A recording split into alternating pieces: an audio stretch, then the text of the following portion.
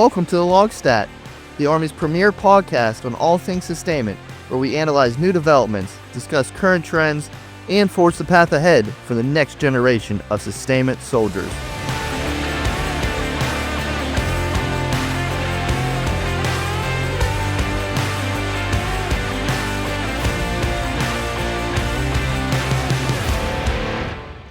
Hello everyone, welcome back to another episode of the LOGSTAT. I'm your host, Captain Garett Pyle. Today, we're concluding our mini-series on the trends at the Brigade and below by traveling across to the other side of the United States into the Pacific Theater to the Joint Pacific Multinational Readiness Center, or JPMRC. It is a continuously maturing, agile, and innovative CTC and is the U.S. Army's Pacific premier training and readiness capability for Army, Joint, and multinational forces in the Indo-Pacific Theater. Their purpose is to support the Theater Army campaign plan by building readiness, strengthening partnerships, and enhancing partner capability and interoperability to prevail in crisis and conflict when called upon. JPMRC executes regional CTC exercises to build combat-ready Army, Joint, and multinational forces prepared to fight and win in jungle, island, coastal, mountainous, high altitude, and Arctic environments. So to guide us through the various trends and how sustainment units are operating at JPMRC, I have with me today Lieutenant Colonel Keith Twichell, who serves as the commander of the 4th Battalion 196th Infantry Brigade in Task Force Cobra, JPMRC at Fort Shafter, Hawaii. Lieutenant Colonel Twichell enlisted in the Ohio Army National Guard in 1997, serving with HHC of the 112th Engineer Battalion Heavy. He was commissioned as a chemical officer through the direct commissioning program in 2008 and later transitioned to a logistics officer in 2012. He has served at Fort Bragg, Fort Knox, Fort Riley, the Pentagon, Fort Belvoir, and Fort Shafter with deployments to Iraq, Afghanistan, and Kuwait. His civilian education includes a Master of Science in Logistics Management from the Florida Institute of Technology, a Master of Military Science from the Marine Corps University, and a Bachelor of Arts in Criminology from Ashford University. I am just so thrilled and excited to have you on the show today, sir. Welcome. Hey, Garrett, thanks for having me. You listed all that stuff out. I forgot some of those times, but made me feel a little bit old. How are you doing? I'm doing fantastic, sir. Excited for this conversation today. And as we were just talking previously, as we're going through our prep for this episode, it's just interesting the career you've had and just the interesting part of so. And I kind of want to start this conversation off with is so you're an AGR officer serving in JPMRC then?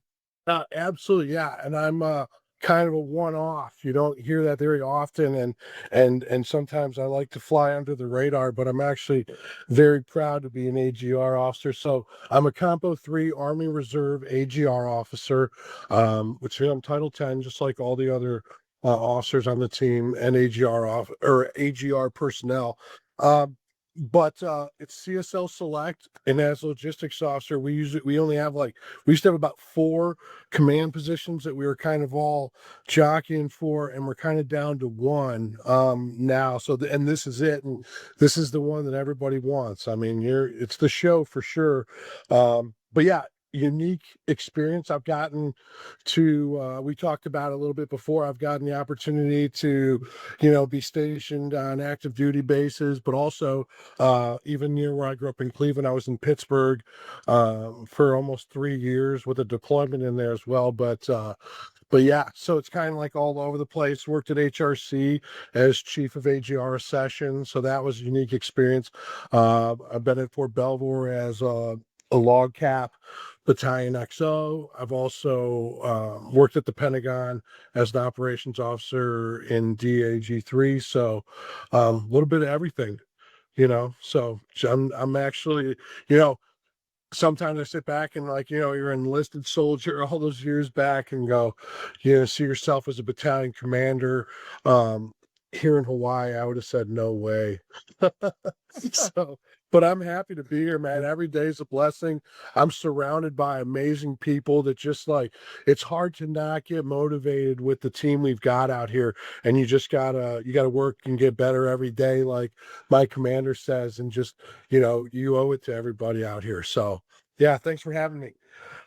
Yeah, it's gonna be a good time, and just it would be funny just if we could go back in time and tell our younger selves what we'd be doing today. Because I joke, it's like for me, it's like, oh, you're gonna be doing a podcast for the Army, and I was like, what? No way! Like I just would have never been on my bingo cards to be doing. Yeah, you probably would have Yeah. said, "What's a podcast?" That is true, actually. And so, and there's another part that's unique about your position. So you're the commander of the 4th Battalion 196, as well as the senior sustainer for the task force Cobra. So how does that work? I mean, yeah, very unique. That's a great question. Is JPMRC is the CTC, and just like I was mentioning before, so my commander is also the COG or commander of ops group for JPMRC. As you've talked to the other CTCs, they have COGs as well. But he's also the brigade commander of the 196th Infantry Brigade, which is like their main task and purpose, as opposed to the CTC part, is the mobilization and training of Compo 2 and 3 in the Pacific. So our battalions, because we have a battalion in Alaska, we have a battalion in Guam, and then 1st Battalion and 4th are here at Fort Shafter. But we kind of all like split the load on that, as far as like training up with like Guam National Guard has a big piece with 3rd Battalion.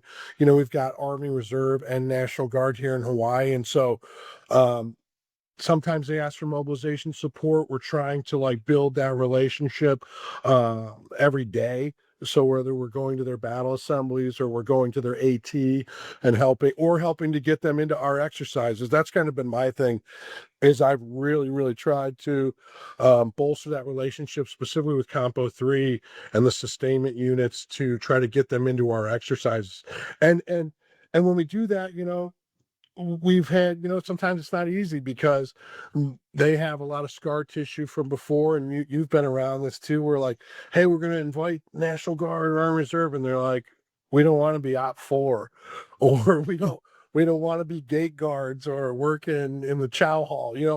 We actually want to give them an exum, an exercise summary, give them validation of you've been that stamped through JPMRC. And we're showing that they're showing everyone they can do what they're supposed to do, as a unit. So that's kind of where we are. And yeah, it's very different. And until we get plussed up, what'll end up happening is that'll split, and each one of the battalions will keep that commander for 196, and then the task force, like Task Force Cobra, that 05 will be a Compo 1 previous BSB commander who will come over and be Cobra 6, and then they will take over the OCT duties for JPMRC. I definitely have a very unique CTC in the sense of like how you're balancing both these roles right now, compared to the other conversations we've had, the other CTCs, and it's strictly on the focus on Compo 2 and 3. And on that, I mean, that's not the only thing you're unique on.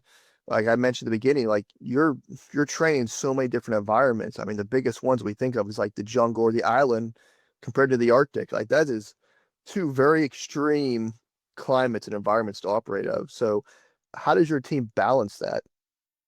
That's a great question. And when I got here, I was asking myself the same thing. But I'll tell you, it really comes down to we have to immerse ourselves in all of it. I just told you, like I said before, we just got back from Alaska, where we're north of Fairbanks, and how drastic the conditions are up there. But we really try to actively recruit, at least I do, specifically from 11th Airborne or 25th ID, to kind of get those subject matter experts in there. But there's really no replacement for just getting out there. We have tough people in this group who are very smart and very good at what they do, but you have to also like understand, we have to know fieldcraft as well, which, like, if you talk to our brigade sergeant major, that's getting bigger and bigger, is really getting back to the basics of fieldcraft. Because as you go into either one of these environments, and you served in 11th and 25th, so geez, both. It's like these are some of the only places, and not the only ones, but very specifically in the Army, where the environment gets a vote.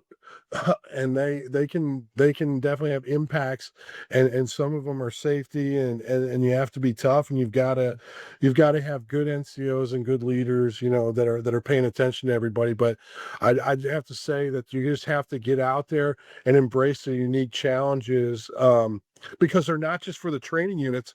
We're going through it too, so Exactly. yeah.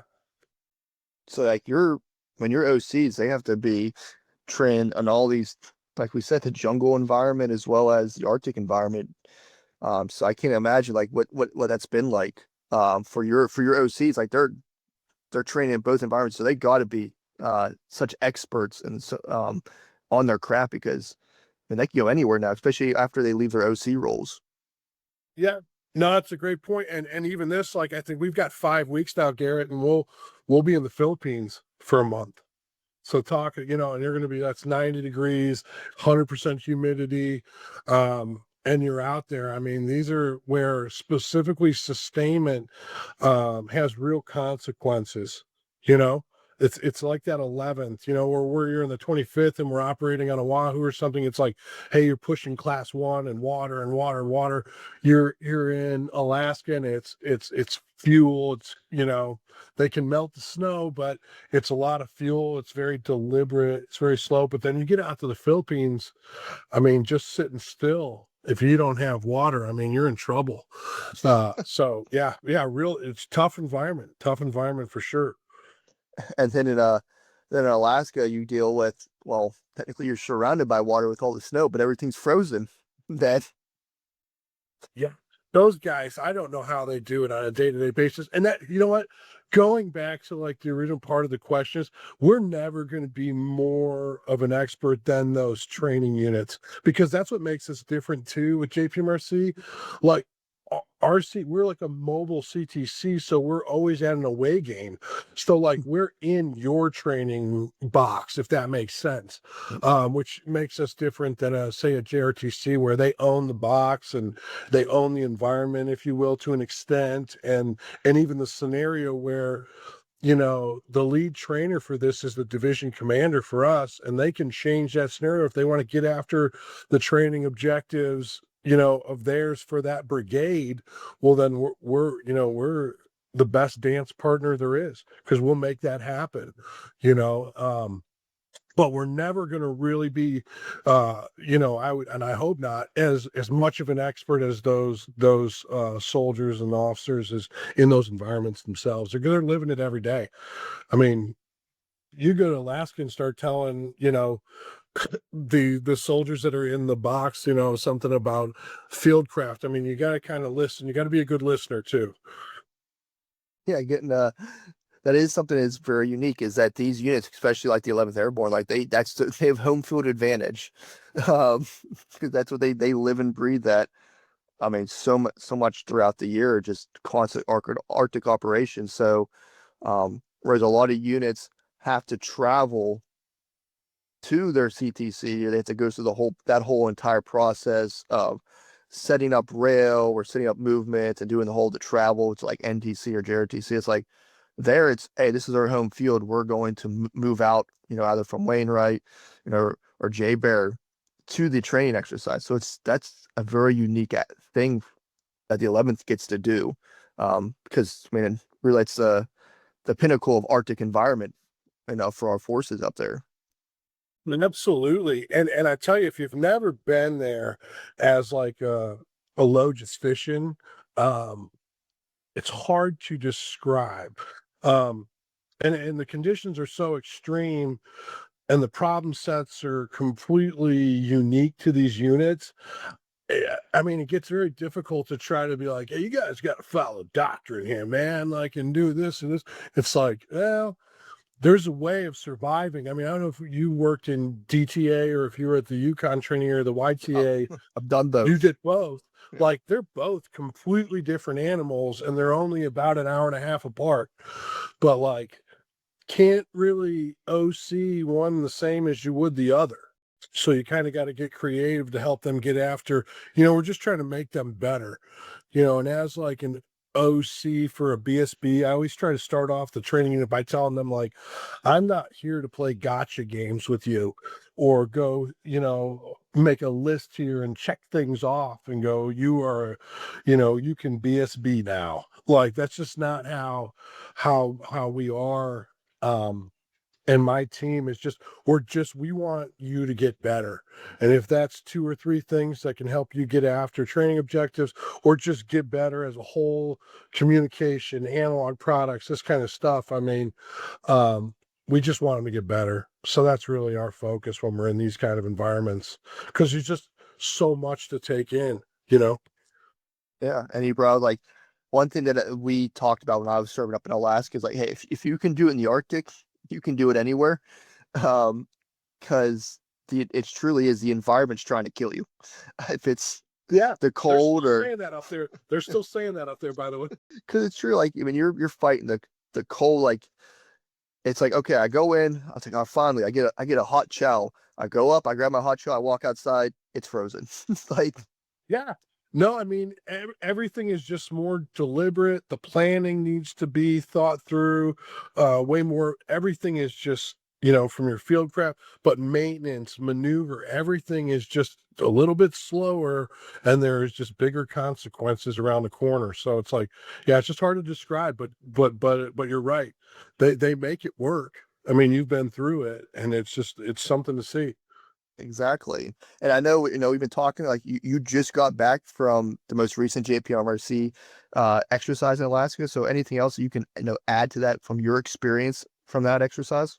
It's tough. Like, and I'm just gonna say, like, especially when you're coming up there as an OC, and the first thing you tell them is like, we're coming from Hawaii. So then you see their faces, just go, that's great. Like, it's -40 outside, and we're trying to get them back out in the field, like, and you probably did this too, but for 111, they were just coming out of Wolf Valkyrie. So they just came out of like where it was horrible out there, and they were out there for weeks at a time in the field trying to get after the same sort of training environment. And then we're like, who's ready for JPMRC? And they're like, boo. Like, you're trying to get them out there again. But what we saw is, and this is something that, it's not unique to them, but it's something we just came out of, is just that I observe that it's very difficult to do, and I'm going to say this trying kindly, but to do real contested logistics or real contested sustainment in these environments, because I get it. We're not the show. We're not sexy. We're not maneuver. We're not fires. We have HIMARS there this time. So like, we're not outshining that. However, if we really wanted to turn that on, and I've had this conversation with a few of the other task force commanders, like, this thing wouldn't go anywhere. You want to turn on contested logistics or sustainment, man, like, this thing would be shut down so fast because it's so paramount, man. These, like, their sustainment tail, or we start trying to put these constraints of like, you guys can't really go to this fuel station because it's technically not in the box. And they're like, well, then that's it. We're done. There's nowhere else to go. Like, like, and you're like, oh, well, let me see if we can figure that out then. And maybe we'll give you guys a pass on that one. Cause if not, this whole thing's done. But it's like, it's just different. And so you're trying, you can't have the same stress on systems that maybe I would when I'm in Oahu or in the Philippines, if that makes sense.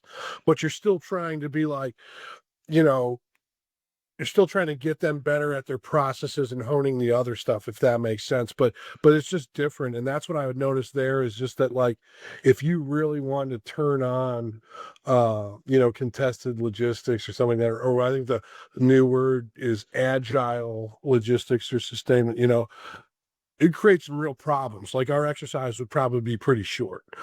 If that makes sense. So Yeah, I mean, I just because you brought up like with the difference even in the training areas, like I remember when we were there, you got some elements training at YTA, you got some training at DTA.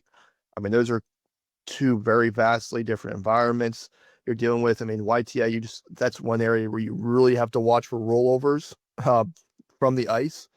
That was a Yeah. constant thing we had to fight, or not fight, but have to send out recovery crews for, because just a simple thing, would the truck be going down the hill, brakes lock in, or the driver wasn't as proficient, slide off the road, we have to recover that, or different rollovers. But it's Yeah, just, YTA, like, I mean, I've never been anywhere like this for us, but like real estate's at a premium. Like, there's nowhere to put all these units sometimes. And we were 100% at YTA this time. And it was like, we're trying to echelon in, just even the FSCs, like get them in first so that we can come in after, and the BSBs just kind of waiting their turn, and there's no DSB up there yet, so you have like a CSSB that kind of answers to, I guess, the Division G4, and then I mean, you're trying to coordinate these units that you don't typically have that kind of to worry about that kind of C2 from a sustainment side that like I do in the 25th. Like I can just talk to the DSB commander and go point to point, but difficult for these guys. Real estate's different. I mean, talk about not even rollovers, man, like just get stuck everywhere. And then it was like, and then we said recovery, and that guy got stuck. And then track vehicles, and we busted a track. I mean, it was just, you couldn't make this stuff up. So yeah, definitely unique. what was the coldest you faced? Oh man. This time around, because I also went to Arctic school too. So I Okay. did CWIC up at the Northern Warfare Training Center, but Mhm. and I got a lucky one that time. I tell people this. Well, I actually don't tell people this. So now everyone's gonna know. It really wasn't that cold when I went to school. So like I was like, oh man, it's brutal. It was like 10 degrees or maybe got to like 0. Well, this time around, I think I saw negative 45. Okay. Negative 45. And then I don't know what the wind chill was on that, but that's like what, zone 5? We call it zone 5. Yeah, zone 5. And we had to go to ground for the day, but you know, these guys did it like pros. No cold weather injuries from the BSB during this time. It's crazy, right? But yeah, negative 45. And then, of course, it warms up a little bit. And then the morning we were leaving town, it was like negative 40 when I'm in like my sweatpants and my roller bag trying to get to the airport. And I was like, what am I doing? Like, so, so yeah, that was the coldest I had. Oh man, those were some good times. For me, it was negative 57 was the Oh, coldest I operated in for one of the exercises, and but it comes to a point where it doesn't. It's all the same. that's Just what I was it's going to cold. say. Where is that one though? Was it Josh Simmons was telling me there's like, what's that sweet spot? Is it like negative 10 where it's like it's actually when you're in, level ones and threes and fives maybe, but it's like it actually feels nice. But if you go like a little bit warmer, the humidity goes up, and then if you go a little colder, it's like, but there was, and I felt it after a while. There's like this sweet spot of like negative 10 where you're like, oh, I can operate in this. This isn't too bad. But then as soon as it drops, like you said, I don't know, how do you tell the difference between like negative 30 and negative 40? It's just cold. It's, it's just cool. Yeah. Yeah, Yeah. and one of the things you'll see up there for those who get stationed up in Alaska, when it's been cold like that for so often, it gets above zero. People will be out in shorts. It's just a Yeah. natural Yeah. thing. Maniacs. Yeah. Yeah, You see him I saw him at the PX. Just a couple guys, like when it was like 10 degrees, 15 degrees, and shorts. They're like, heat wave. But yeah. it's this uniqueness up there. And I know for JPMRC, what's another thing that's unique about them is you got one brigade will be the training audience, and the other brigade will be the support. And they'll switch back and forth each year. When it comes to back in Hawaii, is that the same way down there for them, or how does Yeah. that work? Yeah, it is. Now we're trying to get to where we eventually have our own professional, like out for like a Geronimo or something like that, like they have at JRTC. But yeah, as of right now, we'll take one battalion from the brigade that's not the RTU, make them the out for, and then they'll go up against the brigade. Okay. So yeah, it's definitely a new thing for like for all the listeners out there. Like one, if you're going to go be an OC, and this is a different, or if you're going to be stationed up, Hawaii or Alaska, this is just part of the way the exercises are ran. Um, you're every year you're going to be doing one. Either you're training or you're going to be supporting with that. Yeah. No, and you know what? I'll tell anyone who's listening about that too. Like, don't think of it either as like I'm going to be on Op 4, because I'm going to tell you, number one, those guys have a time of their life. Like, they're just, I just came from those guys in Alaska, and I'm out here where they're buzzing around on either dirt bikes or four wheelers, being fire markers, or making runs at the BSB and stuff like that as Op 4. But then they were up in Alaska, they're on snowmobiles, they're having a blast. Like, they get to kind of change their uniform a little bit and kind of work outside the box. So they're having a good time. Um, but it's definitely unique, like you're saying. Like it's not typical that you'd have an entire division involved in the CTC, but I think it's good too, because we give them reps too. So you're not out. Like, you're not like, oh, we're the brigade out. Like, our cog and our commander is talking to that battalion commander, and he's getting coached and trained and mentored just like the RTU is, the training unit, the training audience is. So I think what's cooler than that is, like, even when you play out 4, you're getting better. Yeah, and you kind of answered this a little bit just now, but like really, what's it like to be an RTU versus an OCT when you're at a CT, when you're going through a CTC rotation? I'd say as the OCT in the environment, we're not on, I'm being straight up, we're not under that same stress um, that they're under. However, we observe systems, processes, and we're just trying to remain objective. Um, it's hard, obviously, and I always tell people this too. It's hard when you're at the RTU and you're under that kind of stress, and we're always like, hey, don't take it personal. We're just trying to, but it's very difficult to not take criticism or critiquing, or however you'd like to word it kindly, as personal. We're in the people business. Everything we do is personal. Um, but there's just a way that we can do it where we try to be, maybe we're a little more heavy on coaching, a little less on training, and it just depends on that. But yeah, we're not under that same stress that they are. However, we're able to also be objective, sit back, look at you holistically, because like I said, like, say it was for 25th goes through Bronco Blitz or one of these other exercises, or as I talked about, Wolf Valkyrie for 11th, and then they come to us and they're like, hey, this worked great in our exercise. And I'm like, well, what was the difference? Well, the difference was there was no one there kind of catching some of the little things. Maybe it's your processes that you guys are used to, or we part of your pace plan that you never really deviated from or really flushed out and stuff like that. And then maybe I'll come in, and I definitely do this, which much to their chagrin, but like, I'll just take your internet out.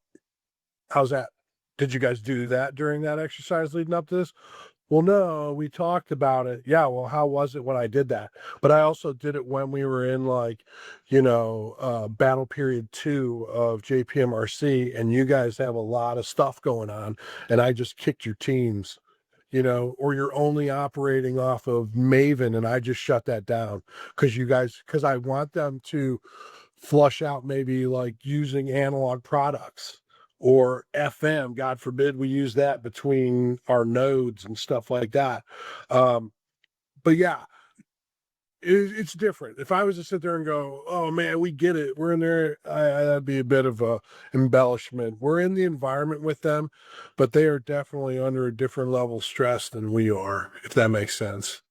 No, and it does, and it's just interesting always to see just between each of the CTCs, the different perspectives when it comes to that relationship. Hey, if I'm an R2 unit here or I'm an OC here, um, and that kind of gets into our next topic is really the trends that you're seeing, specifically at the brigade and below. And what's unique is like we've been having this whole conversation is because of the different operating environments between the islands and the jungles versus the Arctic. Like, really, what have you been seeing? Oh man, that's a great question. Yeah, give me a second on that one, because there's a lot. You know what? what I have seen, especially when it comes to new concepts, and you're closer to the schoolhouse. So, I mean, it was new to me was when I came out here, we started seeing the cluster concept. Um, from an LSB standpoint, like we're seeing that with the 25th and they go into clusters and stuff like that. These concepts, I mean, I know were not derived from here, if that makes sense. They didn't come from the island concept. And if you look at the way that they're written up, and this is just, one loggy's perspective, is I think that I get the concept that you want to be leaner and really focus on survivability and dispersion, if you will. But you have to understand, like when you start taking, for instance, like roll two and splitting it up into different clusters or nodes, that's not roll two anymore.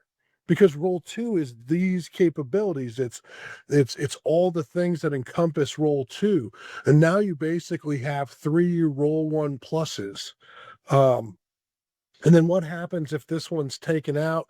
Now now you've lost your surgeon or you've lost that capability. And I understand it. I'm not trying to bag on it. It's just, but what my point is that in a real conflict, some of these nodes or the way that they'd be split up would be on different islands. So now how are you doing distro and how are you resupplying or oh, I forgot to tell you, half my maintenance isn't in Bravo company because there is no Bravo company. They're in Blue cluster and the other half is in here and on a different island. So I mean, I don't know. I mean, I get what they're doing. But it also from a C2 standpoint, which I could unpack, is to me doesn't make any sense. Or I guess if you were going to do it, um, I would just package it differently. So what I mean by that is I kind of broke it down a little bit is where you have the cluster concept, you have the nodes where they're split up and there's multiple capabilities. But when things happen, like say a mass cal or something like that, these aren't the typical companies. So there's this weird structure of like, who do I belong to, if that makes sense? Am I part of Alpha Company or am I part of Red Cluster? And they don't live together, if that makes sense. Like throughout the week. So if that is going to be the way forward and that is going to be the concept that we're going to run with, why not just make Red Cluster Alpha Company then? And they can live together, bond together, do PT together Monday through Friday. I mean, that's where they're really building that team, because sometimes you'll see these nodes or clusters, and this is in both 11th and 25th, is this is the first time that they work together. They don't have any of that built up, or bonds, or just some of those SOPs are different. Like this is a Bravo company SOP that they might use Monday through Friday, but then when they went to Wolf Valkyrie, now I'm in Red Cluster and or node, and we use this node SOP, or they don't even have one. So I guess I've seen a lot of these new concepts, and I get it where it's coming from, but I just think that in an island fight or in the Arctic, I'm just not so sure that they're plug and play, if that makes sense. No, and you bring up a couple of unique points. One, it's didn't think about it, like when it comes to the island fight, what the 25th does, like you could be on two different islands and either in close proximity or far apart. Like that's a whole different concept, interesting way, especially when it gets into the island hopping campaigns. But also your points on, because I know we were doing the same thing a lot when I was in Alaska. Is like the base concept. We were like trying it out for the first time. And I guess it'd be neat and how you kind of brought up is like maybe we create these, I guess, change formations in a sense to get after maybe the same concept of like, hey, this base cluster needs to have this support or this base cluster needs to have this support. But when you have it where part of Alpha is there, part of Bravo is there, or like, then you're getting people who have never worked together trying to put them all together. Whereas if it's just, hey, we're going to put Alpha there, but actually this new Alpha company is parts of what, this quote unquote, this would be a whole new formation, like a whole new, but it would be what Alpha and Bravo used to be. So I guess we can make, small FSCs or something. I don't know. Like I No, see what you're getting after. no, but that's kind of the analysis that I would look at would be you're making essentially like, and I think there's what they're trying to, you're making like smaller BSAs, you know. But at the same time, do we want to just plus up FSCs, or do we, you know what I mean, or do we want to absorb them more and push forward? I don't know, but I think why not just, you see it with the engineers, um, through the last R struck, I think they added maintenance.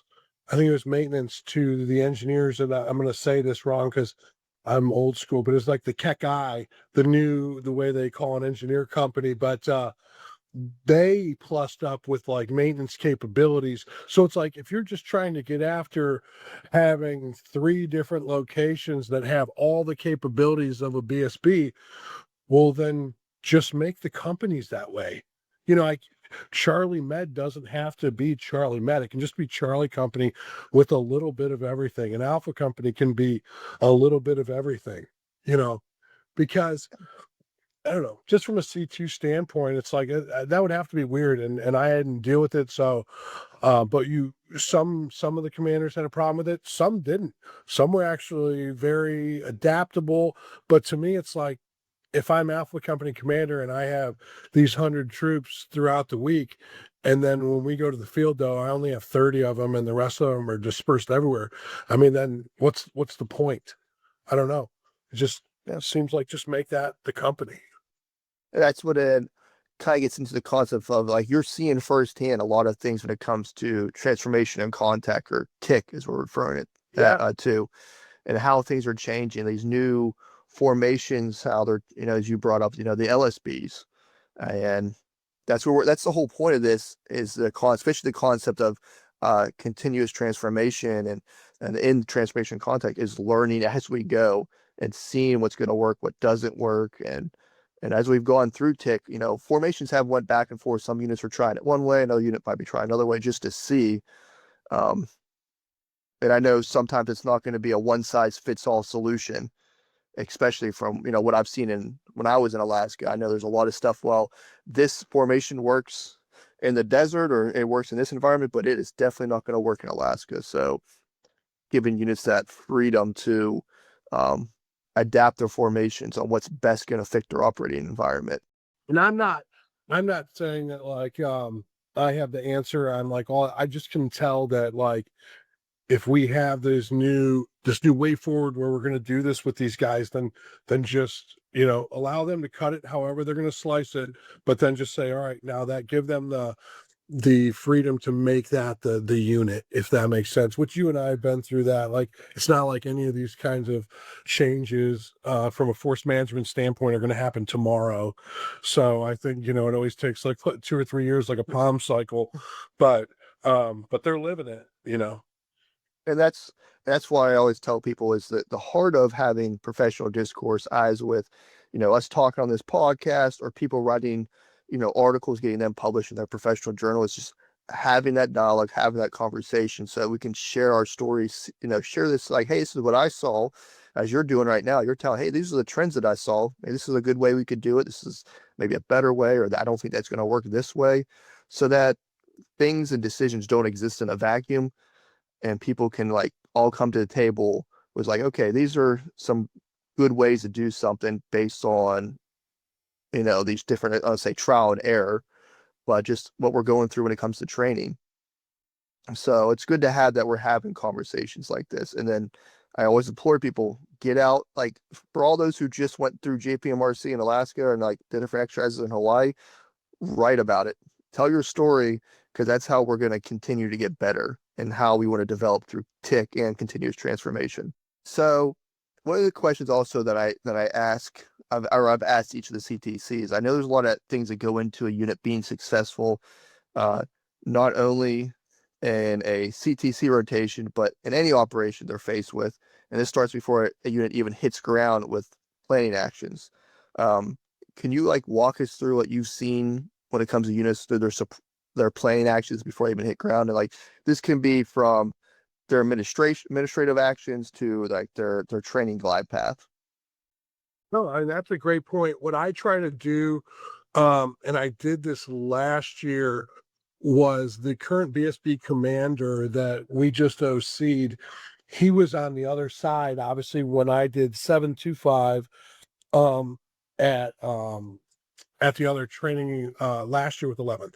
So, and we kind of sat down. We had like a day before I left, and he goes, "Hey, how can I be successful at JPMRC in this scenario?" It's like, really what I would say is it starts with the basics. Now I could break down how we go through the concept design, and then you have our site surveys and stuff like that, and the division has a real big piece of that, whether it's 11th or 25th, because they're trying to get after that brigade's training objectives, which are set by that senior trainer, and as I mentioned is the division commander. And that's kind of a difference between us and the other CTCs. But what I'd say is, from a planning standpoint, is you kind of try and look at their yearly, their training calendar. And what I always say is just like, between now and then, I'm not going to like say something to you that's going to, teach you how to BSB. These are professionals, that are in uh, pretty respected divisions that know what they're doing. However, how they can get better here in the planning from me is get good at the basics.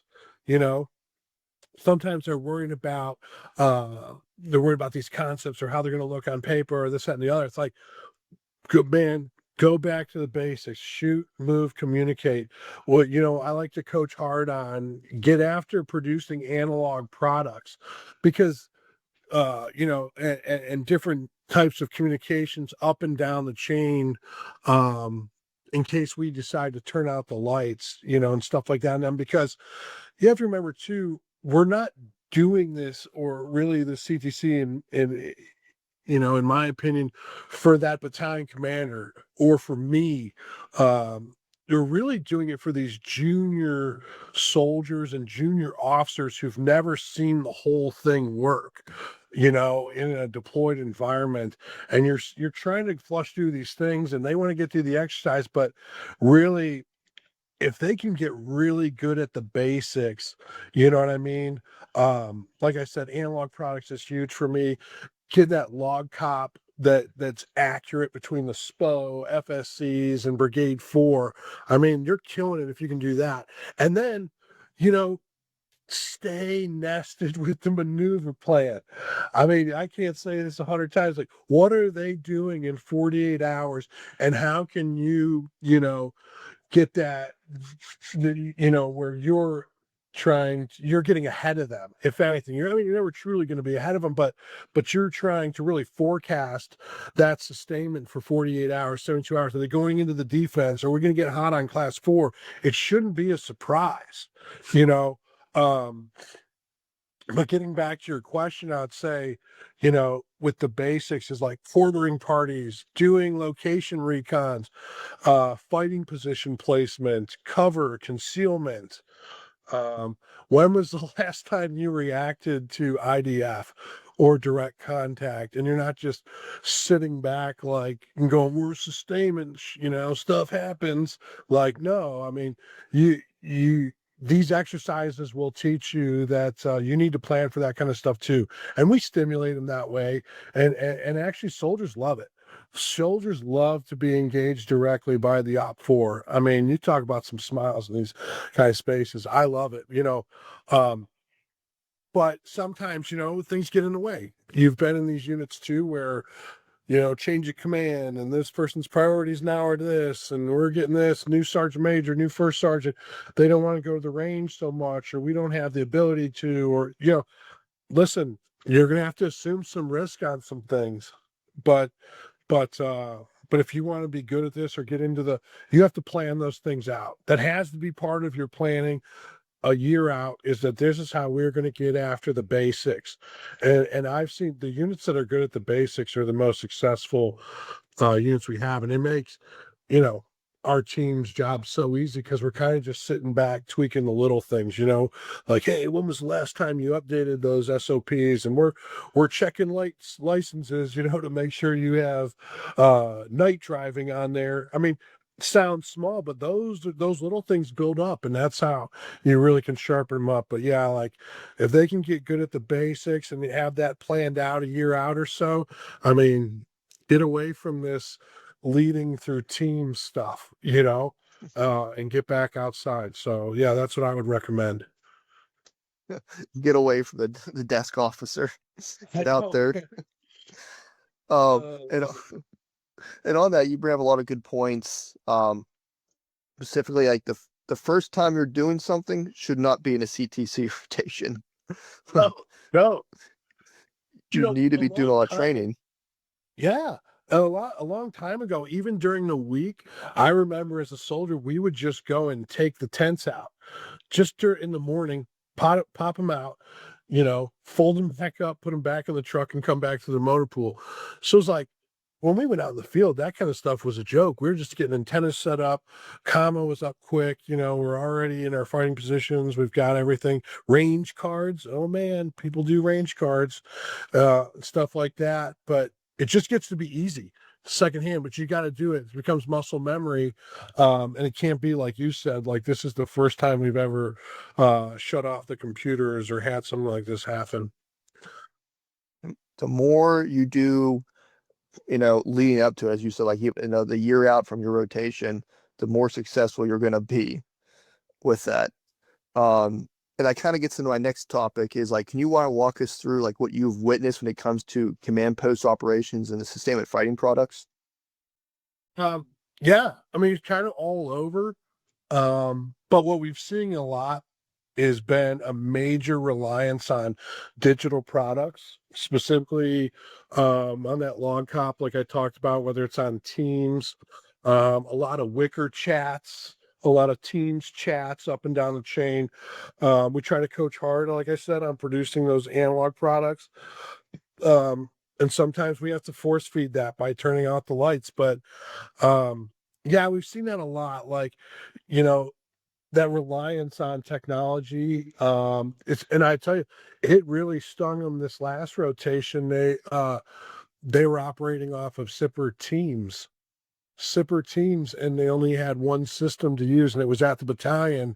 So they're doing this swivel chair where someone has to pull all the information down to distribute it to the companies who don't have a sipper system, definitely not in the field. So then as you're going through battle period changes or change of missions, they can't even see the op order, you know. So now who's distributing that? Now we're playing telephone, and did that person that swivel chaired it, did they get all the info? Is it everything we needed to know? Which then goes back to um, really, really having a solid pace plan that you've actually flushed out. Or I'm going to go even further back and say a heavier reliance on the sustainment rehearsal. That's what I've noticed, that ties into that command post operations and stuff like that, because that should have laid everything out. And I'm old school where like you show someone a map, you should be able to brief a concept of support on one map. I don't need 100 slides. I don't need anything, just a map. And I can tell you where we're going and how we're going to support. But yeah, it just gets further into digital reliance. Some of the units, though, I will say this, are very good at pivoting. So like we think we got them, we're gonna kick their internet today or something, and everyone's gonna just flounder. And they hit it. I mean, you can tell it's part of like an SOP, or this unit's used this as almost like a battle drill after like an EW attack or something like that. So we're trying to like replicate that effect of going blind. But you really, it's been tough to flush out, particularly when it comes to their pace plans and stuff like that of late. Yeah, I mean, this goes to anybody out there. You cannot become so solely reliant on technology. As it could be as simple as a generator running out of fuel when you have no power. Like we need to be able to react, and while this technology and has made us very efficient, like we need to still be able to do everything analog and be able to react to contact as anything's possible. Absolutely. And I don't want to beat up the sustainers like this because I'm one of them. A lot of this is top down. You know what I mean? This is not like, oh, the BSB decided to only do this. No, these are decisions made by a division, pushed to the brigade, and then we're like, hey, this is how we're going to operate. And everyone's like, okay, this is going to create some problems for us, because you can lead, you know, through different ways, maybe when it comes to a maneuver unit or fire ship. And I'm not taking anything away from them, but when you're doing sustainment, you constantly need that up and down communication of like, hey, what do you need? You're trying to get predictive if possible. And that's very hard to do if you can't see the whole picture. You know what I mean? Or you kind of blinded the companies and they're the ones on the roads. So really difficult for them when they operate this way. But, you know, that gives them something to work on. And when you're in our standpoint, we can go through that and I'm not gonna beat them up over and over on that. It just becomes one of those things we talk about in an AAR where we say, hey guys, you did see that when we maybe pulled that teams, it was a little difficult to operate or you're blind for a little while. Could you imagine what that'd be like if that was for a day or 2 days? you know so just think about that going forward and how can we work on that and refine SOPs and get tighter going forward. Exactly. And do you have any more additional good tips or tricks, I'd say, for units that are going to be operating at JPMRC? Man, good tips or tricks. Maybe call someone that works there ahead of time. you know uh no, really what I think the would be is just be open to those conversations with your OCTs, I guess, because we're going to give you the answers to the test, if that makes sense. And like I said, it's almost like you have to be a good student sometimes, but be a good listener. Try to reach out. Make sure that you have the right people at these planning conferences who are making the scenario. Oh, and this is a good one. You're going to love this. I'm going to tell you, I go crazy about this thing. Is get everybody in that damn brigade at the sustainment rehearsal. You will make your life so easy. If you're listening to me on here and you're one of these people, please get a hold of all the XOs for every one of the fires companies or batteries. Get a hold of all the maneuver commanders, first sergeants you can get your hands on. Get the division surgeon in there. Walk the dog on every scenario by battle period on how you're going to support them or where the friction is. How are you going to get casualties off the battlefield? Real world and scenario. Everyone needs to be in that room because I'm going to tell you, Garrett, and you know this, none of those people I just named show up. We get 3 days into the exercise and like everyone starts flipping out about how we didn't have any idea that this is how we were going to get fuel or get a person off the battlefield or have to evacuate to this location. Like, how could you not go to the sustainment rehearsal? It's the only rehearsal where we talk about taking care of people, like giving you things, and people don't show up and they don't participate. And then the BSB, not just the BSB, I'd say the whole sustainment community from the FSCs to the CSSB, um, they're sitting there trying to tell everyone we went over this. I thought we had a plan. Now and they're changing it. But if no one shows up there and no one flushes that out, where they're like, I'll tell you for the 11th, they have a maneuver unit that goes in so deep that the only way to get to them is over the snow. Well, the BSB can't evac your casualty that way. You're going to have to meet them somewhere where you're going to evac over the snow to here, and we'll get them. We flush that out. How long did that take? 10 seconds? But we do that standing on a map in front of the brigade commander. We get blessed off, and everyone leaves and goes, "Hey, man, we can do this, and we know how we're going to be supported." But that never seems to happen, and we don't get that participation. And I think if I could give you one trick, it'd be invite too many people to the sustainment rehearsal. So that's what I got. I think every sustainer right now is just chuckling to themselves. Them Right. imagining like, yep, been through that before. Yeah. Nobody shows up. Oh man. So we've talked a lot about the unit side. One of the things I always like to with these mini series that we've been doing is like from the OC side, OCT side, what advice do you have someone who's coming specifically to JPMRC? It's a good question. Man, I think if you're coming to JPMRC specifically anyway, like right now we're taking post KD. So my team is, I mean, they're amazing. So I mean, just from all of my, I'll do this one too. This is a little this is my elevator speech for people coming to come to JPMRC. If you're an NCO, 100% of my NCOs have been promoted. 100%.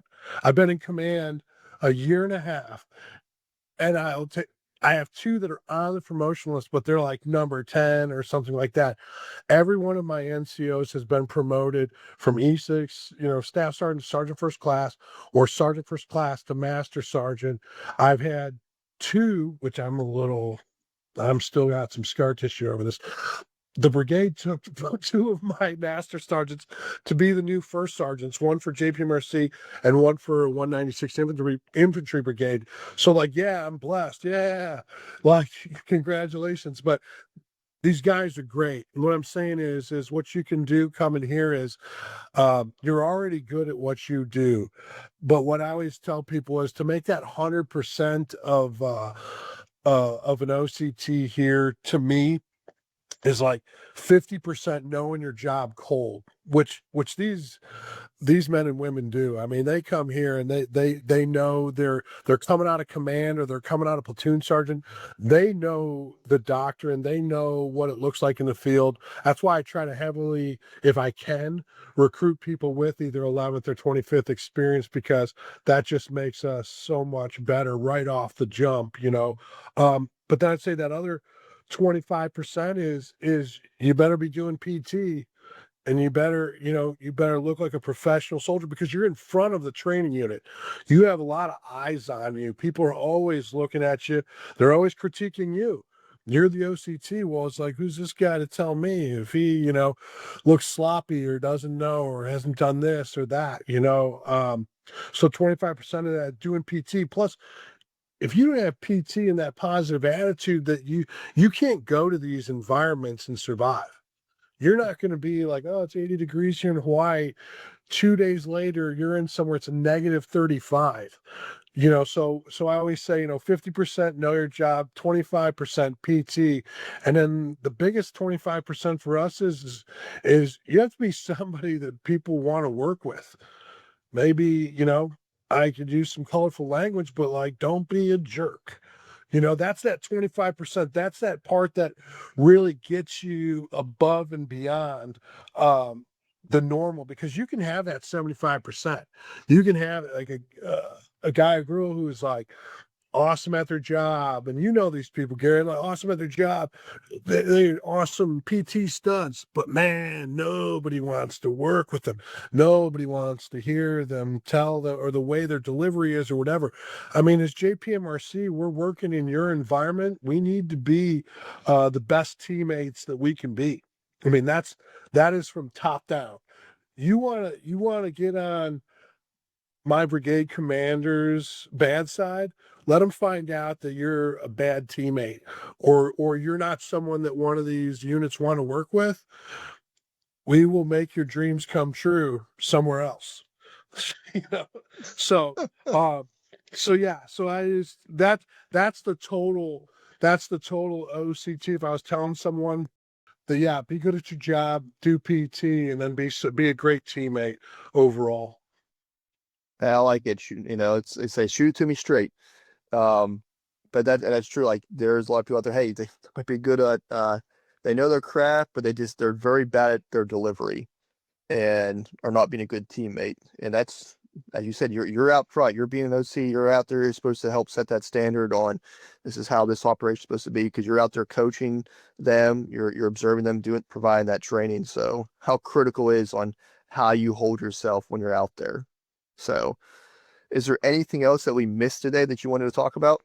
Yes, I would just say that this has been like an opportunity of a lifetime for me, like being in this position.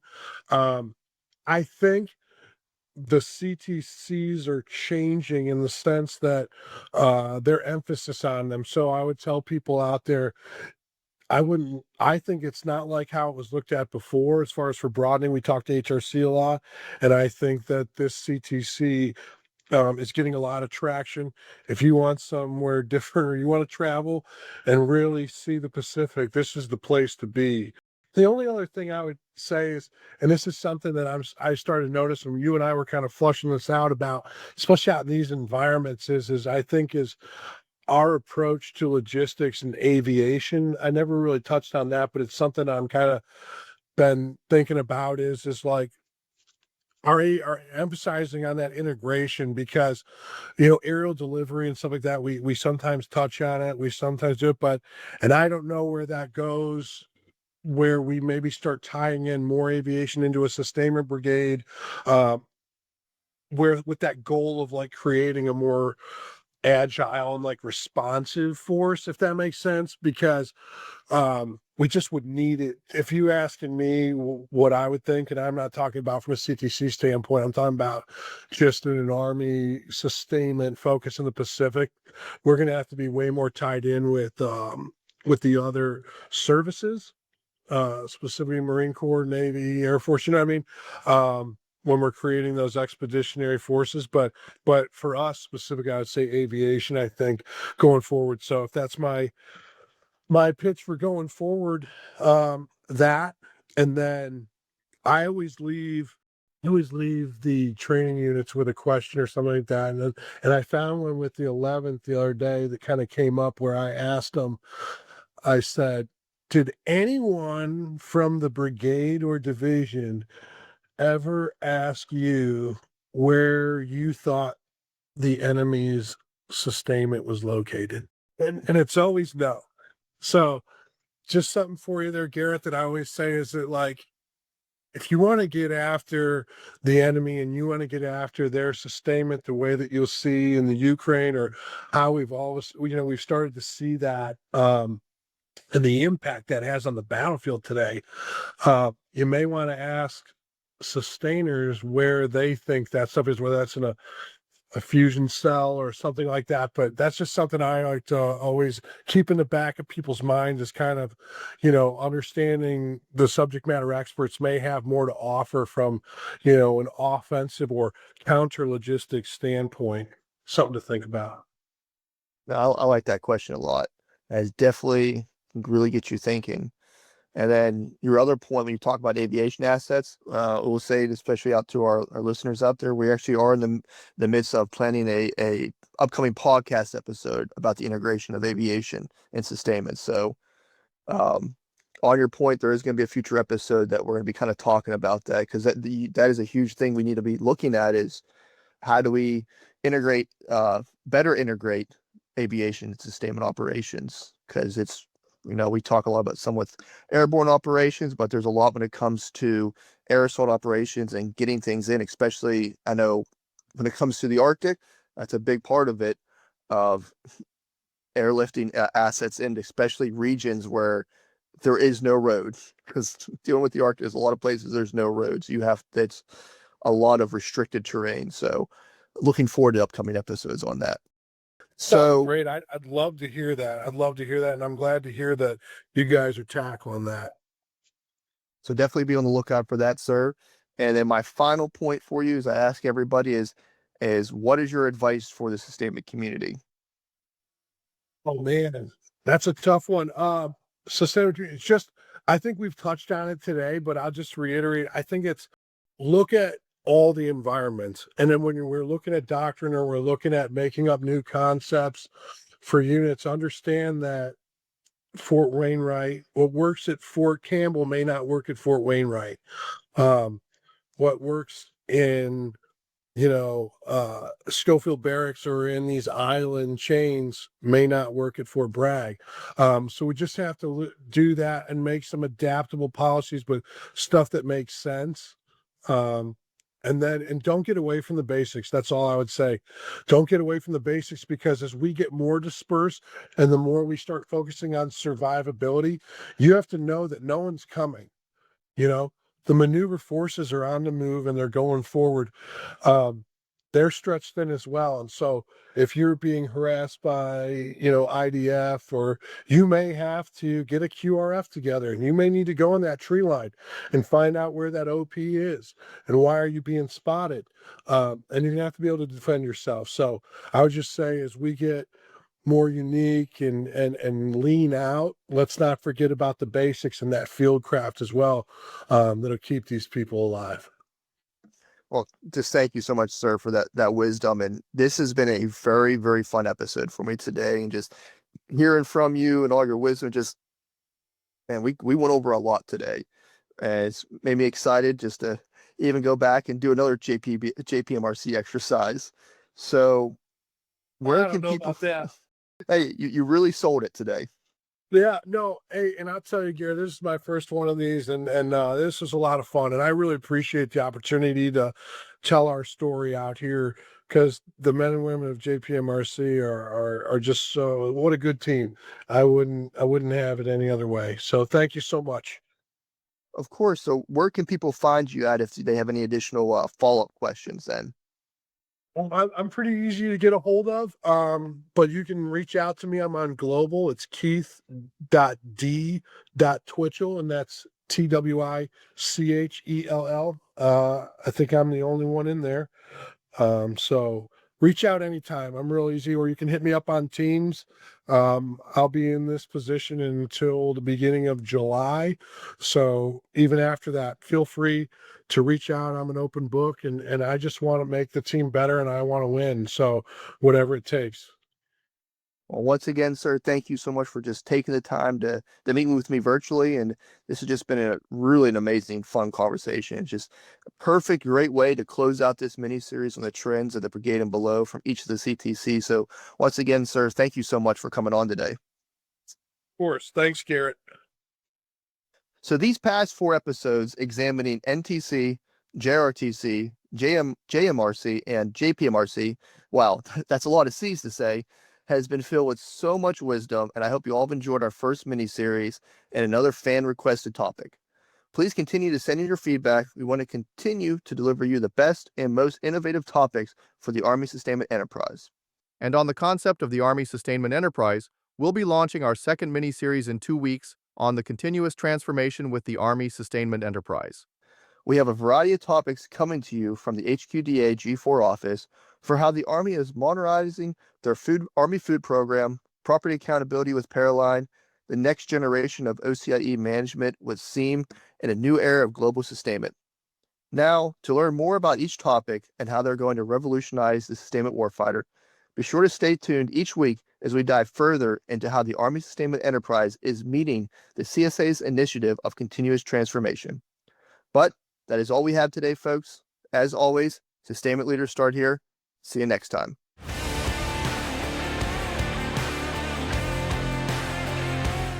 Thank you for listening to another episode of the LOGSTAT. We hope you enjoyed today's conversation. Please share this episode across your formation and leave us a review. If you have a topic you'd like here discussed, then please reach out to us at armysustainment@army.mil or directly to me on Global at garett.h.pyle.